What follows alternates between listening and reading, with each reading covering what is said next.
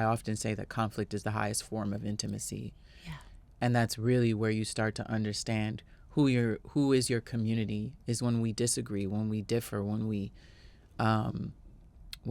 don't understand each other, when we sometimes lose compassion or misalign around certain ideas. I think that those are the points and places where poetry then becomes the extent at which we are willing to lean in.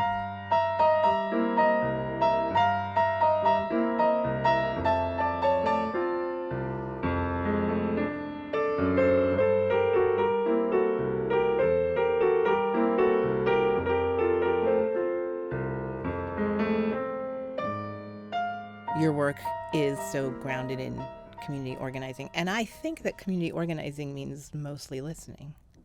And so then I was just thinking about the expression of experience. And when you're listening and you have all of these individual experiences coming to you and forming a collective, like let's say you're writing about pain, becomes a collective pain, but it's made up of all these individual voices. And how do they feed into your voice? And is there a line?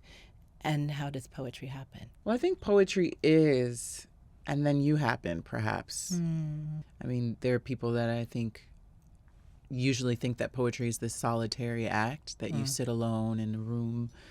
And while I value the ability to like have space to create and to hear your thoughts and to, you know, to sit with self and reflect and be introspective, I don't think that being in community makes you any less introspective. So for me, growing up in the city was a very communal experience. I think you feel there's expansiveness in terms of how far you can reach, where your community extends. I mean, clearly there's your block, there's your family, there's your block, there's your neighborhood. But New Yorkers are very much, they own being New Yorkers, and they own all parts of New York, you know, with a sense of enthusiasm. And I think that's because of the rich cultural tradition around communal living and all the crosswires and diverse sort of experimentations that come out of having people from all over be together and have to learn how to make meaning out of the difference, that the difference is not necessarily separatism, but that the difference is a place where we intersect and collide, but often combust into something far greater than what we were in our individual pursuits. This is how I make the case for a lot of the music that I'm involved with is, well, there are a few things in my head right now. The community can be the clear and present physical community, but it's also this like community made up of history, right? It's all of everything that's ever fed into this thing. And I do think that in music, and I think in poetry too, as you say, the discord is as valuable as the resolution. I mean, that's what music is. It passes through dissonance and consonance, right? And maybe it's the only place that you can experience that within a framework of whatever we want to call it, beauty, truth, art. It made me think also about this question of inspiration and how I think people do misinterpret the making of poetry, the making of music as this sacred space where you go into, you know, your little room and inspiration comes. But really, I think the little room is where you go so that everything that has come at you and to you and into you can become clarified, crystallized, expressed in whatever you are making that day. Yeah, but it's not necessarily the space where to be in spirit comes, because I think inspiration is to be with spirit, in spirit. So to me, it's like you have to be present at all times, because inspiration doesn't just, you know, dawn on you because you have the nice desk and the perfect pencil and the great room with the beautiful view. I will say that there are certain things that one can do to like to heighten your senses or your skill for, I would say, active listening. You know, you learn to listen a certain way because you pay attention to the nuance of how someone's doing a thing, and there's a level of curiosity and investment in, what's Yeah. that sound? Yeah. What is that sound, and what is it doing? How is it doing that? And then I think New York was a place for me that had so many sounds that people just wrote off as noise Yeah. and didn't really understand the musicality of that, which is actually a whole other conversation. Brings me to a whole other thing. But I recently had a situation with neighbors complaining about noise, making noise complaints, and it's a big point of contention between Black communities and communities of other cultures and understandings. But you often find that a lot of the times when Black people have the police called on them, it's like a noise complaint. It's one of the few reasons the police get called on our communities. And so I started reading up about it, and it really is fascinating to me, the cultural, like, disconnect around sound and relationship to sound, and the entitlement and idea of a sort of sense of, like entitlement for silence. Yes. That right. silence is some sacred, golden frontier of, like, I don't know, value. Well, it's about ownership. Yeah, and control. Right. It's a different kind of perspective when you grow up around sound, and sound being so much a part of how you engage your curiosity, your compassion, your sense of community.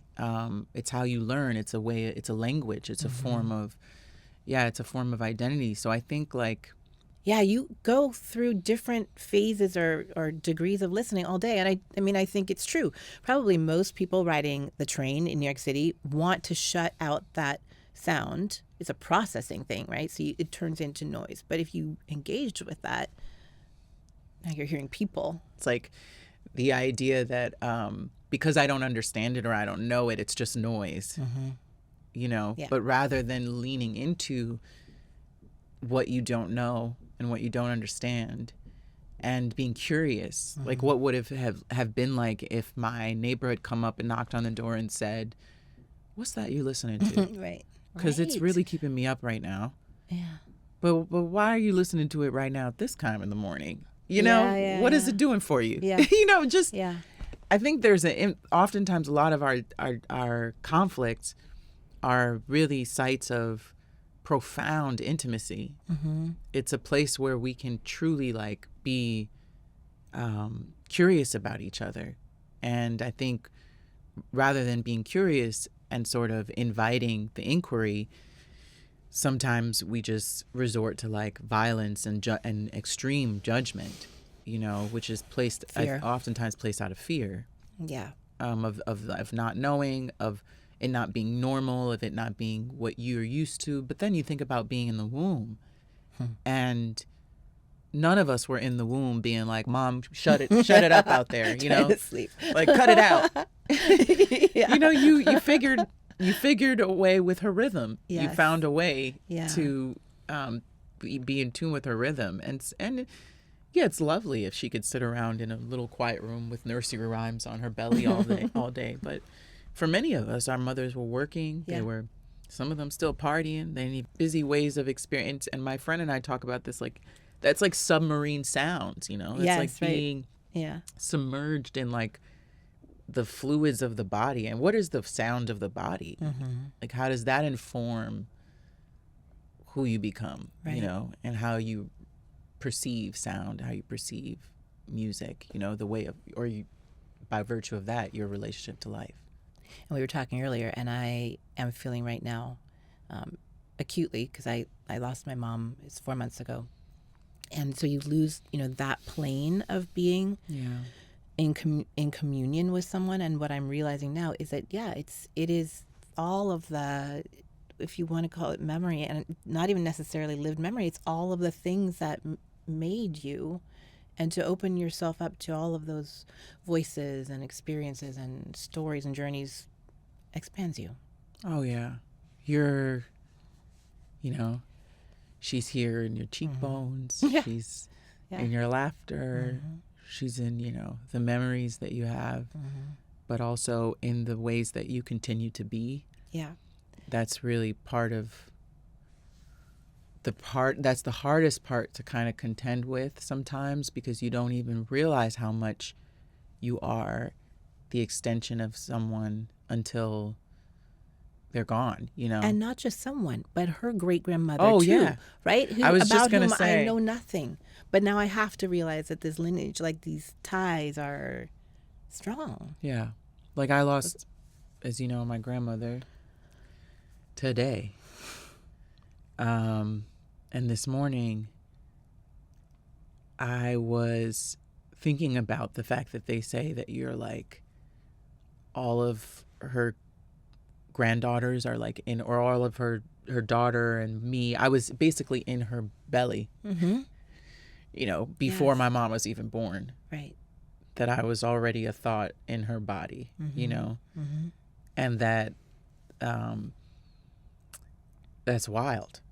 Like, because it's also exactly what we're saying, you know. What are the sounds that I still carry from her womb, you know, and the wombs that came before her? Yes. It's like, you think about it as like a very esoteric, metaphorical thing, but it's like really literal. It's like practical.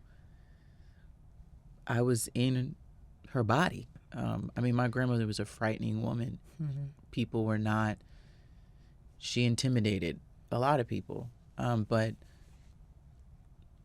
we, all of us, for better or worse, we benefited off of that, you know, off of those struggles, those triumphs, those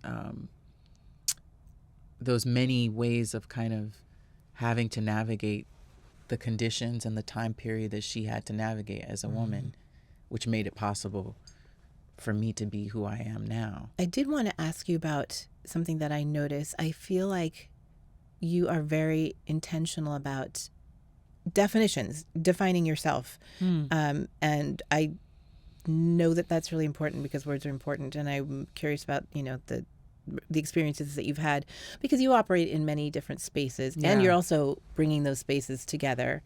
That part. Right? Yeah. So I guess both on a practical level, just being able to do what you want to do in your professional and creative world, but also understanding for yourself what it is that you're doing, right? Yeah. These definitions do become important.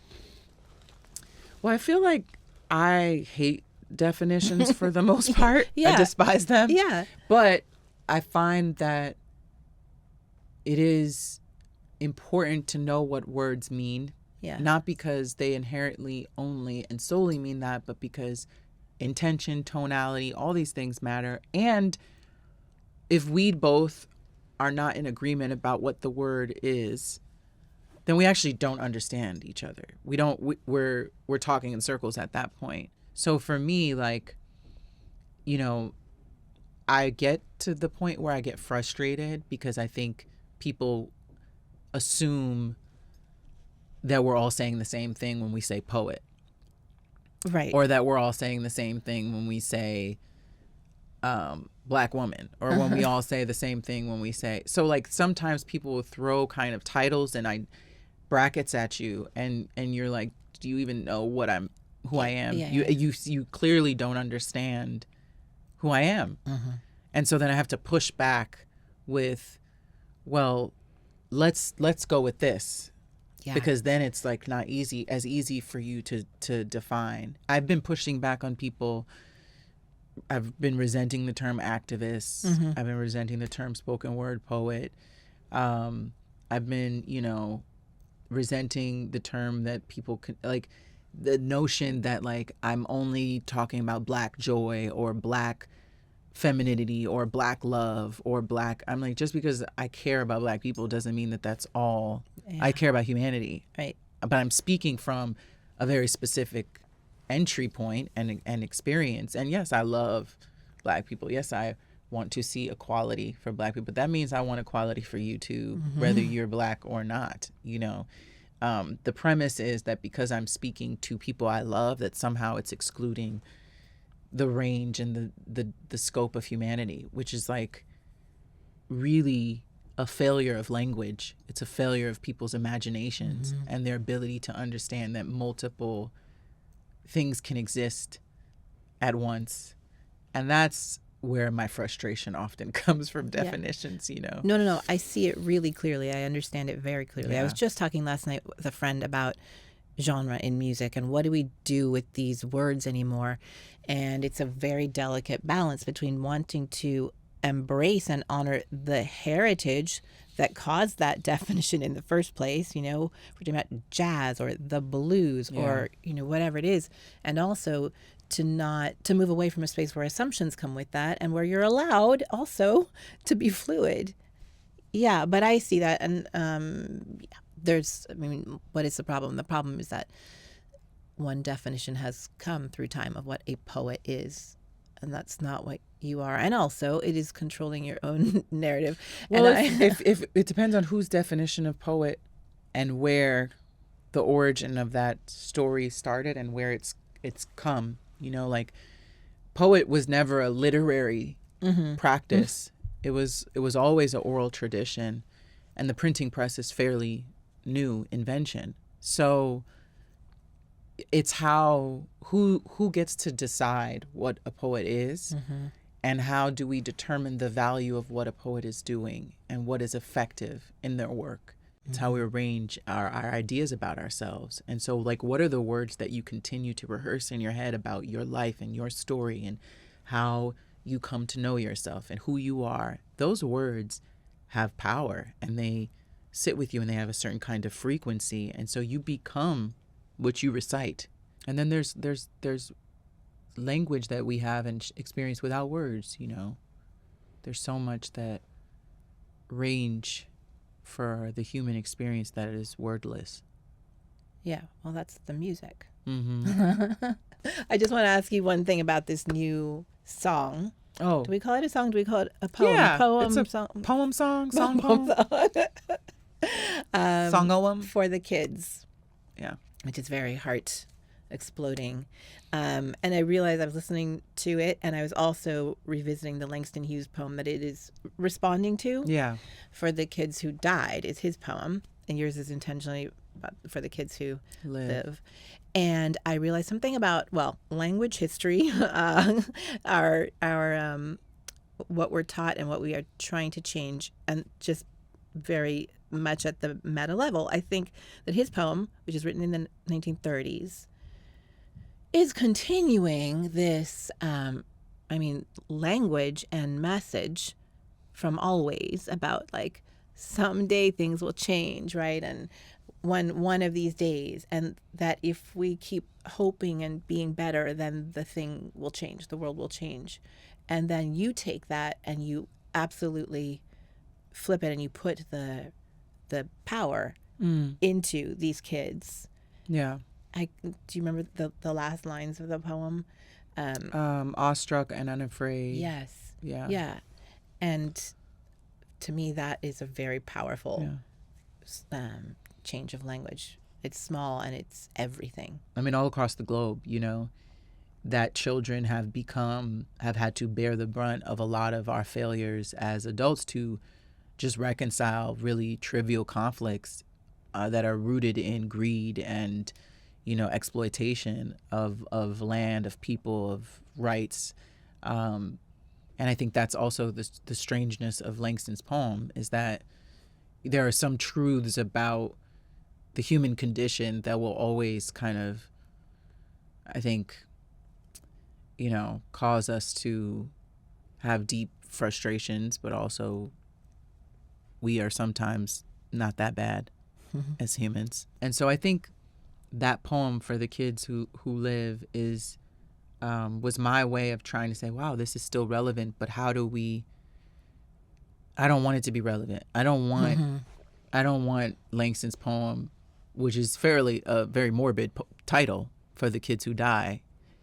I don't want that to be something we're still reciting 10, 15, 20 years from now. Tomorrow, I don't even want it to be the case. So how do I manifest, how do I embody and, like, declare what it ought to be? And it's for the kids who live, and they will live, and we will be sure of it. so long as we continue to embody the values, of the things we claim we want to see, Yeah. Well, this is where I know that you don't want to be called an activist with a capital A, nor do I. And we all got called that a lot in the last few years. But I do think that's, what this is when you can. So basically, you're embracing history, right? You're taking something that's almost 100 years old, that poem. Yeah. And you are letting it flow through you and adjusting it and looking at the future of it, because I think that poem of his holds a lot of past. Yeah. So I'm not sure a poem can do what is necessary and required of this time, but I will do my best to continue to struggle with those things called words,